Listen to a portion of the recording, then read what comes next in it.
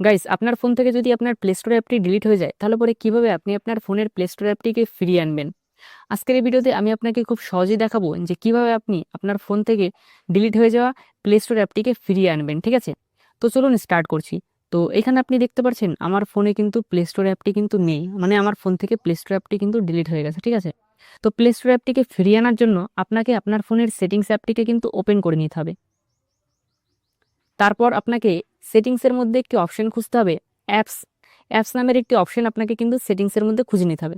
তো এখানে দেখতে পাচ্ছেন আমার এই যে অ্যাপস নামের একটি অপশন এসেছে, এই অপশনটি আপনি আপনার সেটিংসে খুঁজে নেবেন। ঠিক আছে, অ্যাপসে ক্লিক করবেন। অ্যাপসে ক্লিক করার পরে কিছুটা এই ধরনের ইন্টারফেস আসবে। তো এখান থেকে আপনাকে ম্যানেজ অ্যাপসের এই অপশনটিতে ক্লিক করে দিতে হবে। ক্লিক করে দেওয়ার পর কিছুটা এই ধরনের ইন্টারফেস আসবে। তো এখান থেকে আপনাকে সার্চ অপশনটিতে ক্লিক করে দিতে হবে। ঠিক আছে, সার্চ অপশনে ক্লিক করার পর জাস্ট এখানে আপনাকে লিখতে হবে গুগল প্লে স্টোর।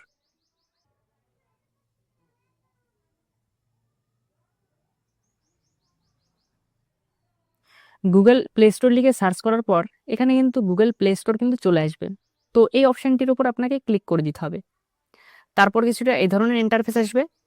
তো দেখেন, গুগল প্লে স্টোর কিন্তু ফোন থেকে ডিলিট হয় না, ডিজেবল হয়। ঠিক আছে, তো কোনো কারণবশত হবে হয়তো আপনার ফোন থেকে আপনার প্লে স্টোর অ্যাপটি কিন্তু ডিজেবল হয়ে গিয়েছিল। ঠিক আছে, তো জাস্ট এখান থেকে আপনাকে এনাবেলের এই অপশনটিতে ক্লিক করে জাস্ট এনাবেল করে দিলে কিন্তু আপনার প্লে স্টোরটি কিন্তু আপনার ফোনে ফিরে আসবে। ঠিক আছে, তো আমি একবার ব্যাক করে দেখিয়ে দিচ্ছি।